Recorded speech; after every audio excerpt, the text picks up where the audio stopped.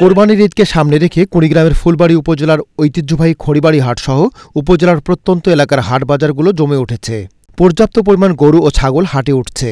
ঈদের আর মাত্র সপ্তাহখানিক বাকি থাকলেও গবাদি পশু বিক্রি হচ্ছে পুরো দমে। ক্রেতা ও বিক্রেতারা তাদের পছন্দের গরু ছাগল দর কষাকষি করছেন।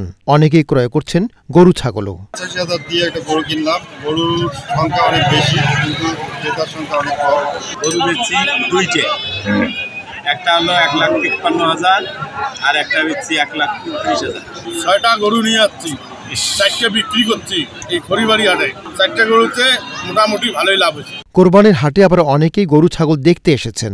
ক্রেতা এবং বিক্রেতারা যাতে তাদের পছন্দের গরু ছাগল কিনতে পারেন সেজন্য হাট কর্তৃপক্ষ নিরাপত্তা সহ লাইটিংয়ের ব্যবস্থা করেছেন। ফুলবাড়ি সীমান্তবর্তী এলাকা হলেও ঐতিহ্যবাহী খড়িবাড়ি কোরবানির হাটে ভারতীয় গরু চোখে পড়েনি। হাটের ইজারাদারেরা বলছেন, গরু ছাগল ক্রেতা ও বিক্রেতাদের জন্য সকল প্রকার নিরাপত্তা ব্যবস্থা গ্রহণ করা হয়েছে।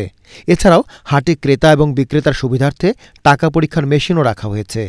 আমাদের সার্বিক নিরাপত্তা আমরা দিচ্ছি। আমরা হাটাই থেকে সর্বোচ্চ চেষ্টা লাগাচ্ছি যেন কোনো প্রকার অপ্রীতিকর ঘটনায় হাটে না হয়। ইজারাদারের পক্ষ থেকে আমরা যথেষ্ট সচেষ্ট আছি এবং যারা ক্রেতা আছে তাদের সার্বিক নিরাপত্তা দিচ্ছি। টাকা পয়সা যারা লেনদেনের ক্ষেত্রে কোনো পকেট মার থেকে সব কিছুর থেকে আমরা নিরাপদভাবে এই হাটে কেনাবেচা করাচ্ছি। উপজেলার প্রাণী সম্পদ কর্মকর্তা বলছেন, এবার উপজেলায় কোরবানিযোগ্য পর্যাপ্ত পশু রয়েছে। স্থানীয়ভাবে চাহিদা মেটানোর পরেও পার্শ্ববর্তী জেলায় পশু সরবরাহ করা সম্ভব হবে বলে মনে করেন এই কর্মকর্তা। কুড়িগ্রাম জেলার ফুলবাড়ী উপজেলায় প্রায় ৩৬,৩৪৮টি ছোট বড় গবাদি পশু কোরবানির জন্য প্রস্তুত রয়েছে।